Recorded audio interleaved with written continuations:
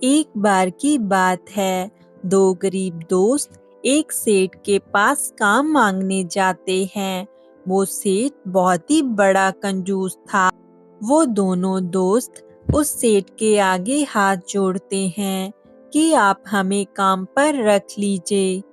वो कंजूस सेठ उन्हें फौरन काम पर रख लेता है और पूरे साल काम करने पर साल के अंत में दोनों को 12-12 स्वर्ण मुद्राएं देने का वचन भी देता है।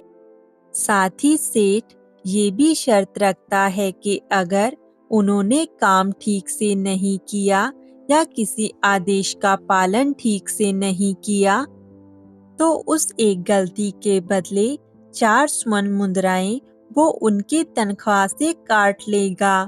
दोनों दोस्त बहुत ही गरीब थे और वो बिना सोचे समझे सेठ की शर्त को मान लेते हैं।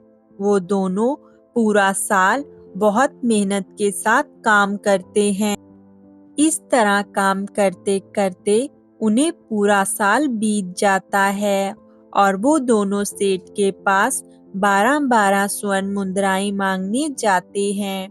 पर सेठ बोलता है, अभी साल का आखिरी दिन पूरा नहीं हुआ है और मुझे तुम दोनों से आज 3 और काम करवाने हैं।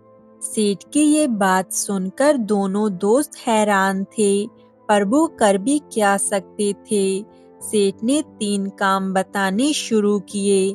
पहला काम, छोटी सुराही में बड़ी सुराही डालकर दिखाओ। दूसरा काम, दुकान में पड़े गीले अनाज को बिना बाहर निकाले सुखाओ। और तीसरा काम, मेरे सर का सही वजन बताओ। सेठ की तरफ हैरानी से देखते हुए उन दोनों ने कहा कि ये तो असंभव है। सेठ की चालाकी काम कर गई। उसने कहा कि ठीक है, फिर यहाँ से तुम लोग चले जाओ। इन 3 कामों को ना कर पाने के कारण मैं हर काम के लिए 4 स्वर्ण मुद्राएं काट रहा हूँ।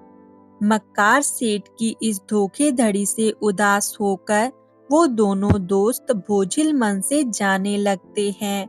रास्ते में उन्हें एक साधु बाबा मिलते हैं।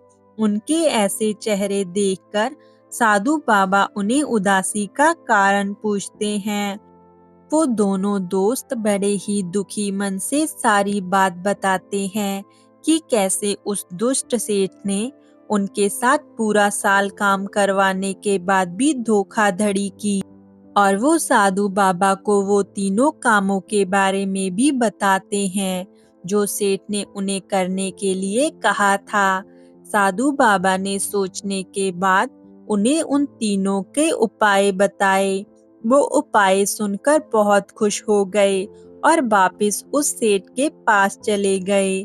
सेठ के पास जाने के बाद उन तीनों ने कहा कि सेठ जी, अभी आधा दिन बाकी है और हम आपके तीनों काम कर देंगे।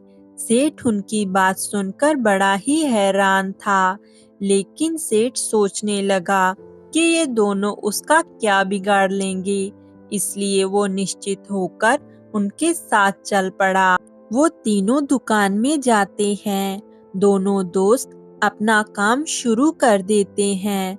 वो बड़ी सुराही को तोड़ तोड़ कर उसके टुकड़े कर देते हैं और उसे छोटी सुराही के अंदर डाल देते हैं।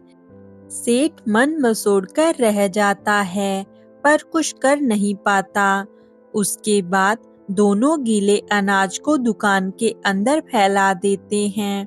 तो सेठ बोल पड़ता है कि सिर्फ फैलाने से कैसे सूखेगा, इसके लिए तो धूप और हवा होनी चाहिए। वो दोनों दोस्त सेठ को मुस्कुराते हुए कहते हैं कि आप देखते जाइए। ऐसा करते हुए दोनों मित्र हथौड़ा उठा आगे बढ़ जाते हैं और दुकान की दीवार और छत तोड़ डालते हैं। इससे वहां हवा और धूप दोनों आने लगती है। क्रोधित मित्रों को सेठ और उसके आदमी देखते रह जाते हैं, पर किसी की भी उन्हें रोकने की हिम्मत नहीं होती। अब आखिरी काम बचा होता है।